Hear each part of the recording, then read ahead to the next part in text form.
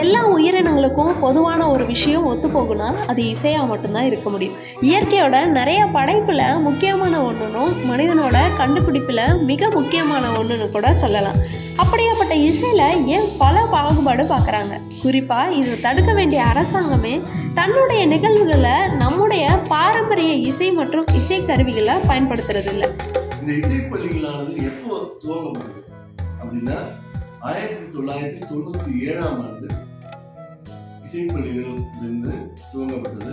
வருடத்திற்கு 5 இசைப்பள்ளிகள் அப்படிங்கிற கணக்கில் 97 முதலில் துவங்கப்பட்ட அந்த 5 இசைப்பள்ளிகளில் சேலம் மாவட்ட அரசு ஒன்று அப்படிங்கிறது ஒரு சிறப்பான.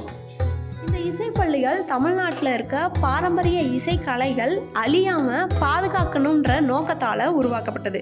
இசை மேலே என்னதான் ஆர்வம் இருந்தாலும் தனித்திறன் இருந்தாலுமே பிள்ளைகளோட வருங்கால வாழ்க்கை பற்றின பெற்றோர்களோட பயம், ஏழ்மை குடும்பத்தில் வளரக்கூடிய சூழல், இது மாதிரியான காரணங்களால் பலரால் இசைக்கலையை சரியான வழியில் கற்க முடியாமல் போயிடுது.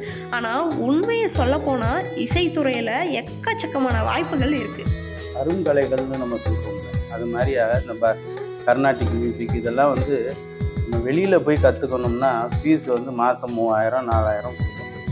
இப்போ இங்கே கற்றுக்கும் போது அவங்க வருஷத்துக்கு மினிமம் 200 250 அந்த மாதிரி தான்.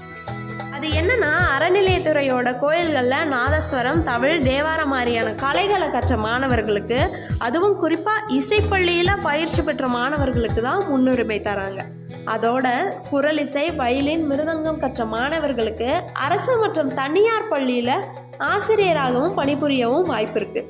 இது மட்டும் இல்லாமல் திரைத்துறை, சுய வேலை வாய்ப்புன்னு பல விதமான வாய்ப்புகள் இந்த துறையில் இருக்கனால இசையில் ஆர்வம் இருக்க மக்கள் இந்த பள்ளியில் சேர்ந்து இலவசமாக பயிற்சியும் மேற்கொள்ள முடியும். இனியும் நம்ம ஊர் விட்டு ஊர் போய் தான் இசையை கற்றுக்க முடியும்னு அப்படிலாம் இல்லைங்க. இனி நம்ம ஊரில் நம்ம சேலத்திலேயே உங்களாலையும் இசை கற்க முடியும்.